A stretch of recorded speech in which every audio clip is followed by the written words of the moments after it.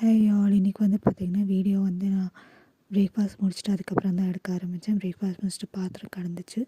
Breakfast பாத்திரம் அப்புறம் காலைல டீ குடித்த பாத்திரம்லாம் அதில் தேய்ச்சி வச்சுட்டு அதுக்கப்புறம் பார்த்திங்கன்னா சாலட் கிளறாம வச்சேன். என்னோடய ஹஸ்பண்டுக்கு டெய்லியே வந்து லஞ்சுக்கு சாலட் தான் சாப்பிடுவார் மண்டே டு ஃப்ரைடே.